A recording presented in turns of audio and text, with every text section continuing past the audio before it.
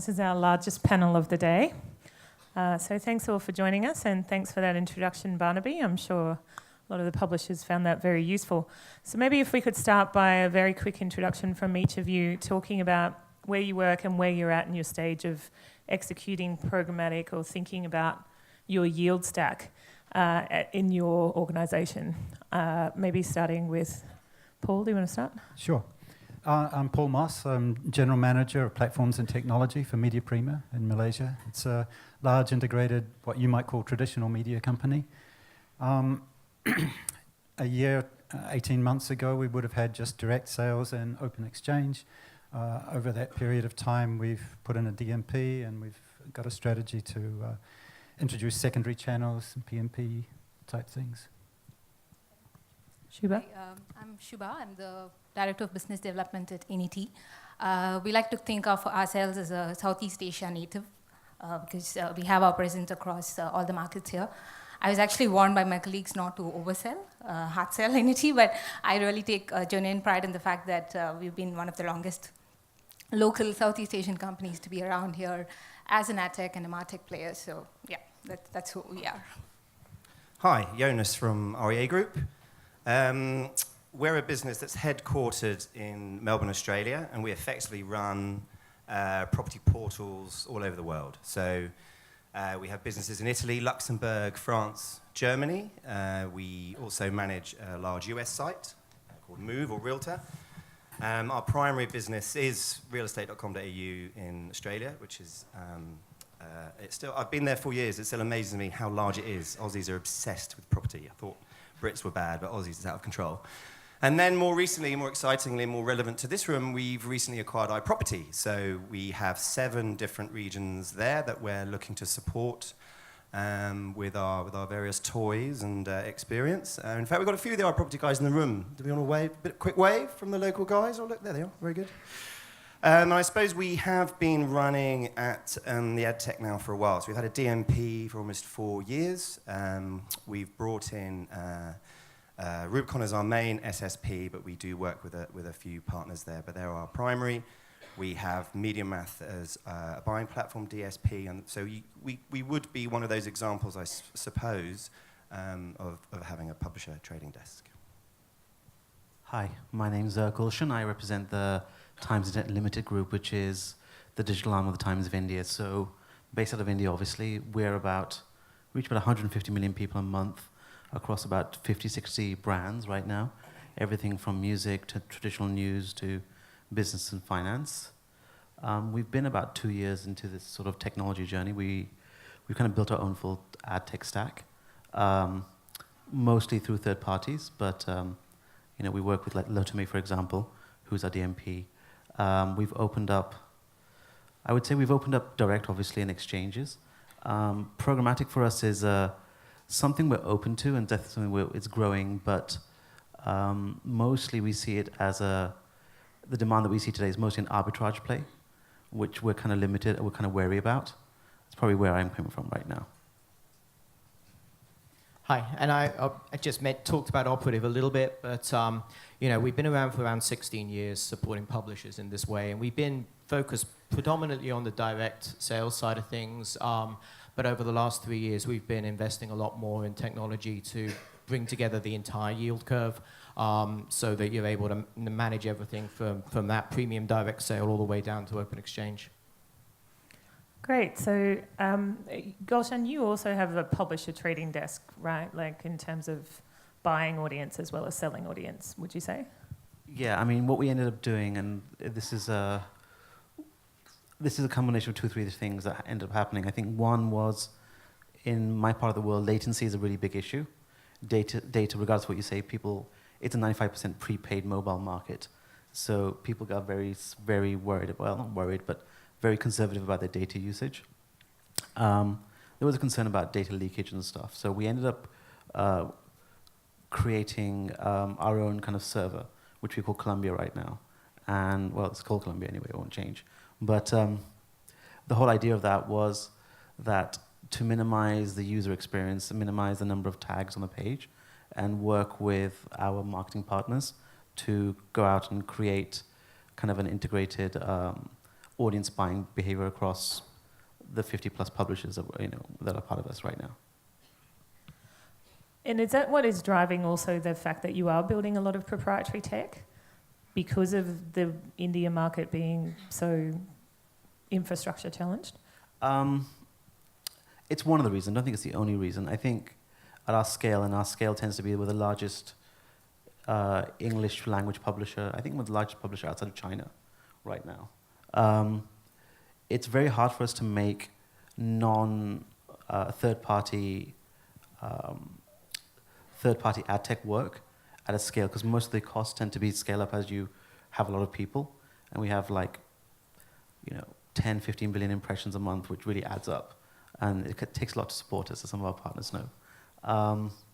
So we look at that. I think one part of it. I think the other thing that really, when you go modular, with a few exceptions, the actual degradation in terms of the discrepancy. So you start with 100 impressions, then by the time you get the ad server in, by the time you get the DMP in, by the time you get all the other stuff in, it's really down to about 30-40%. Again, it's actually linked to that waterfall. Every single person has their own little discrepancy, and if it adds up to, even if it's 10%, even if it's 15%, we see it really adding up to 50-60%, which actually makes you wasting a lot of time and a lot of efficacy. So we went down the idea of having, with the exception of a couple of very strategic partners, having our own kind of full stack, and then taking it from there. Jonas, you had the opposite approach, right? Well, I'm firstly very impressed that you're building out your own tech. Did that a long time ago, and it was a right old mess. But we were at a pretty startup You stage. didn't have the engineering talent that they would have. Yeah, that's right. We thought we did. The whole problem is you build your own thing. You got to support it. That's the nightmare. There's no one else you can ring up and shout at. Not that there's any shouting. So I suppose, I don't think we do the opposite. We're a kind of big, weird, needy business, and we've created a combination of vendors that we can have proper roadmap discussions with each of them, and I think we have deep relationships with all of them that ultimately provide a solution that meets our needs. So however we look to help some of our foreign partners and brethren, we won't necessarily, it's not a one-fits-all. You have to be consultative in terms of what works in certain regions based upon the needs. And you also have to remember what we're actually looking at in terms of the way we deliver display through the platforms. Some of the decisions are made for really boring workflow reasons around order management sitting within an ad server that you can bill out of, which still remains a huge percentage of our effort and money. So the programmatic team, one of whom's here, the guy that runs it, Braden, I think there are times he wants to kill me. But I always say, well, you guys have learnt now how things actually work, because you've had to hack around some of these bits and pieces and work out some very elegant solutions, and that's actually how you get to understand the space as it's evolving. And Shuba, you work with a lot of publishers that are probably more at the stage of where Paul's at, right? And you guys are actually helping them almost in a consulting capacity, right? Or either providing tech for them or helping them select tech, because it is so nascent across Southeast Asia compared to what these big guys are doing. Sure. Is that correct? Yeah, I think that's definitely true of the Southeast Asia market, where programmatic is nowhere as evolved as, like in Australia or a UK or even India for that matter. A lot of the publishers we have are necessarily not very large, in the sense that, some of the Southeast Asia markets are small, so it's and the scale is lacking. So on the buy side, it's really easy for them to just go with Google or Facebook. So I would describe this as almost as a sell-side vacuum that's there in Southeast Asia. So a lot of the programmatic conversations are really on the buy side, and almost as a default, everybody chooses to go with a Google or a Facebook inventory. On the publisher side, on the other hand, they have gotten into the programmatic space, but almost as without even knowing that they are, in the sense that they all put some of their inventory on AdX.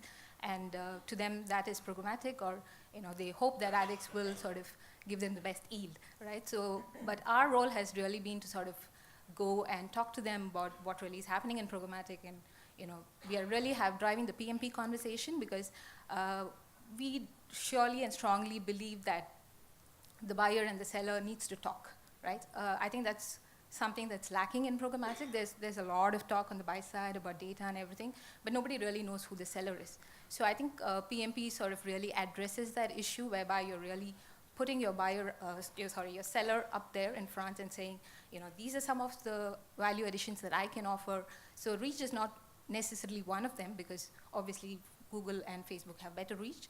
And but then there are other factors. First-party data surely being one of the most important. And secondly, there is high-quality inventory. And these guys have very engaged local audiences. Really most of the inventory is local. So these are some of the value additions that the publishers can bring, which will start to matter in a PMP setup. Doesn't so much matter in an open exchange setup, because you're really just buying against performance. So I think we are trying to really drive the PMP conversation. And actually, I was just talking to one of the publishers during a break, because most of them are really confused. So some of them are coming here for the first time to see, figure out what's all this talk about programmatic. So one of the points I shared with her is that it's actually good for you, because the others have gone through the learning curve, and now what you can do is just bring in the best-in-class practices in-house, and so you really don't have to go through a lot of learning curve. You can basically leapfrog and go to where the yield actually is. So with just PMP and PMDs in place. Yep. And Paul, was that your experience, and what kind of led you? So you started with a DMP, as you said, right? And so you needed to know more about your audience in order to maintain your yield. Is that what motivated you? No, we started with wanting to understand our users and user engagement across all of the different touch points, right? We've got TV, radio, newspapers, and everything in the digital equivalents, and more apps coming out, right? So how do we understand user engagement across all of that? And ad sales, ad sales was only one part of that, right? Actually, the content and brand teams were the most interested and the biggest drivers in that. So it was a data or user data-centric approach, right? Brand and content, marketing, obviously, and ad sales. And through doing this, we started to learn, which of the things that we've put in place fit our strategy, which are driving strategy, which are the things that we shouldn't really be involved in. So I think it's been really interesting, and serving the direct sales teams with audiences and with data has given us some really good insights into optimization and the value of, I think, what's known as earned data. So, the campaigns that go out there, the responses to it, how you optimize, and then how you optimize again and do a second burst and a third burst, and how we can sort of take all of that knowledge and then give it to our sales teams, or then translate it to the programmatic environment if it's, where it's appropriate. I think one of the really interesting things is that direct teams are seeing all of the really fancy stuff that we can do programmatically and say, well, can you make our lives easier? Can we just do this sort of frictionless buying with our key clients and stuff like that? I totally agree. I think that's a big point for us. Almost consultatively, we internally feel like just banning the word programmatic because it's so unhelpful, and just talk about your audience-based solutions, and just thinking about how important that is for different parts of the business and different buyers and different sellers of what are effectively audiences, and then just automating automating everything that can be automated within that those processes. And it's what's really interesting for the guys at the moment isn't necessarily PMPs or optimizing yields from open market demand. It's actually these interesting projects where we're doing the plumbing to sort bits and pieces out between people that want to actually buy what they don't realize are audience solutions in an easy way as possible. And that's quite an exciting space for us in terms of the solutions that we're seeing. How many of you are utilizing, that's an interesting point as well around the audience space and the data informing marketing and editorial as much as it informs sales, right? And I know, talking to StarHub, they're using their return path data quite a bit to inform their programming. Are you seeing that from the stacks you're building, that it's informing how you build your product as much as it's informing how you improve your yields? It's supposed to. Yeah. Trying to. Yeah. Well, I'm saying, does it? I mean, I'd love to hear what the Times of India has to say with 50 or 60 different publishers and things, because the amount of silos and egos, and it must be amazing. How do you deal with all that fragmentation and ownership? It's not easy. what I'd say right now is that we are actually leveraging our internal data and third-party data for internal marketing. So what ends up happening is, the way that we look at it is all advertising, for want of a better word, whether it's internal, whether it's external, runs through one platform, which is our kind of Columbia platform, which takes in our first-party data. Actually, it's funny because, and so we drive audiences, and sometimes it works, sometimes it doesn't. Frankly, our internal advertisers are probably more ROI orientated than anybody else in terms of the number of downloads they expect, in terms of the active users and stuff. So we have created, for want of a better word, an internal marketplace. There's a certain budget that we allocate, and they can use it. And it seems to be working quite well. I think the biggest issue tends to be around, I want more share, but I wouldn't say we're using it for insight right now. I think we tend to be using it a lot more for optimization of acquisition. Editorial, we've started those conversations in terms of users who like this typically fall into this category or of this. I'm not sure that we're actually using it meaningfully right now, but the first step was actually just moving all our internal marketing onto the same kind of ad-serving kind of platform and making everyone compete from that perspective. Is that something, Barnaby, that your team is starting to evangelize with your customers? Absolutely. I mean, I think what you just mentioned about the value of a single system and all advertising products going through a single workflow means that you can roll out new initiatives, new types of products a lot more effectively and a lot easier. You get to market faster, which means that you can innovate faster.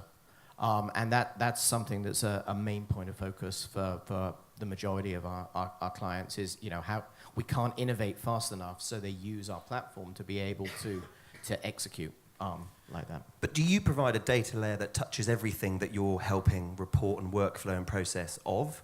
Is that part of it? Yes. Okay. I mean, the Operative platform really acts as a front end to all of that technology that's actually doing the heavy lifting and the actual execution.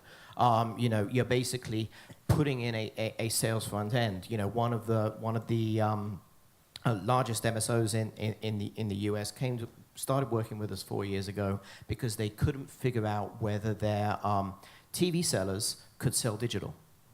They needed a front end that simplified that process, made it as easy for them to sell digital and audience-based digital, which obviously, as you know, is a lot more complicated, as easily as it was picking spots on a little time of day chart. And by doing that, their digital sales grew an insane percentage in about a year. So. Okay, so we're running out of time, so I want to switch up onto another subject. Obviously, we talk a lot about the growth in digital revenue, and most of it's going to Facebook and Google, as we know, and a huge percentage of it actually goes to Facebook and Google. So publisher alliances, there's a lot of talk of publisher alliances in Thailand, Indonesia, Malaysia, I think, Australia to an extent, although it keeps changing, New Zealand. Where are you guys at in terms of, I don't know if India, I mean, you guys own the whole Indian market anyway, so you don't really need one. Are they worth investing in? And how does it help you compete against Facebook and Google? Okay, so first of all, let's just talk about the Facebook, Google thing for a moment, because I think some of the numbers that are banded around and those that are producing the numbers that may be consultative in nature and have a reason to bandy some of those numbers around. So for instance, if we're trading on, as we do of our FBX for now, or via Google, where we do provide, we have a relationship, the majority of the money from that relationship goes to us. How that's reported upon, I think, has to be thought about in some of the numbers that are being bandied about, where you've got the 80 cents from every dollar. So if you cut some of those aspects out where people are making money together, because those guys don't openly report, which everyone can complain about, but think about where you're hearing some of those numbers from and why, whether it's, with all due respect, a news outlet, as in a news generation outlet, or a consultant that wants to help you demystify this very complicated thing. And the second point there, I suppose, around alliances is if you take us as an example as a vertical, you'll always in some ways want to be able to extend out your relevance through reach. So naturally, you may do that with other vertical partners one way or another, or you may want to work with a broader that has the reach but not necessarily the relevance, and vice versa. And I think you see some of those kinds of partnerships in the US and in the MSO space, for example, because none of the distributors in the States, they all have their own little individual monopolies. So the only way to get a national campaign, the only way to get that kind of reach is to work together and to, sort of share that inventory and sort of a cooperative buy that, means that they get a higher value for their inventory. And so there is value in that, provided it can be made frictionless, provided it can be made seamless, because right now a lot of that happens manually. Well, it's the Kieran O'Kane quote, strategically the ad network model never dies. Shuba, you wanted to say I something? just wanted to add that I think in the context of Southeast Asia, again, publisher alliances make a lot of sense, as I said, because scale is one of the things, or reach is one of the things that's not there with a lot of publishers. So sort of getting together and pooling in your audiences and also, in some sense, sharing your data does benefit all of them in a very good way, and it sort of gives them the power to fight against the big guys like Google and Facebook. Sure, I'm not sure I completely agree with that, but Sorry? I'm not sure I completely agree with that because, Okay, sure. like we just talked about it, scale and reach and frequency is pretty much done. Yeah. Okay, you can buy through it. So a bunch of relatively smaller guys banding together and saying we can match the scale and reach and frequency of a Google or a Facebook, it frankly doesn't work anymore.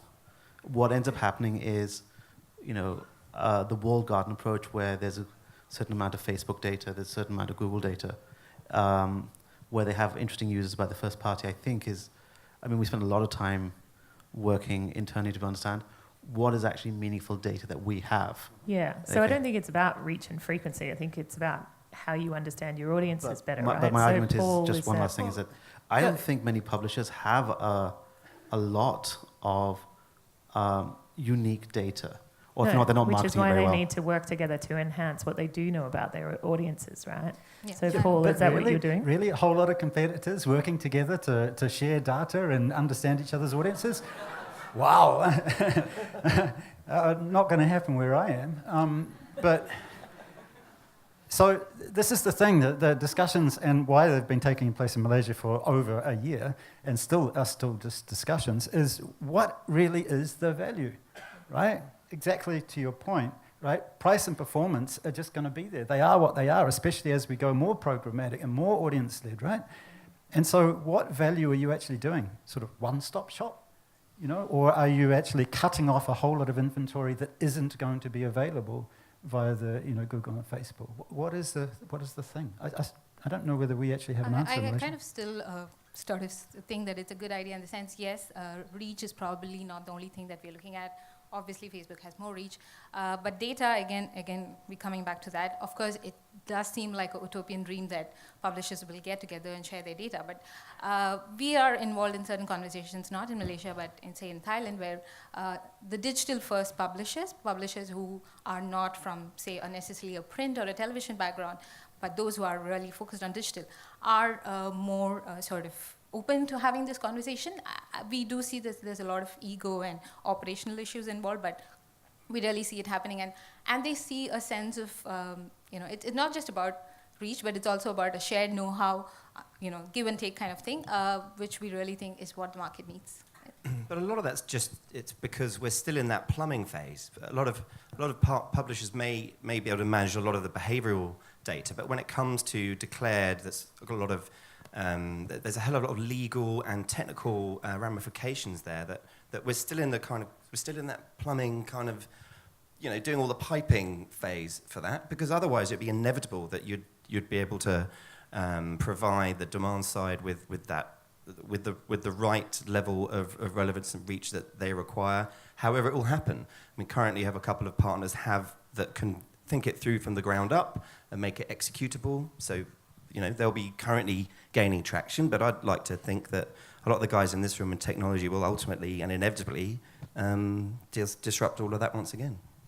Well, I think in markets where there's no IAB and there's no real industry kind of bodies driving the conversation. It's really healthy that publishers are connecting and sharing experiences because they're getting steamrolled, right? They're literally getting steamrolled between Xaxis, Facebook, Google, and everyone else kind of doing business over the top of them, whether they know it or not. It's a good way to give publishers an opportunity to think about how to be smarter and grow. So I think we've run out of time.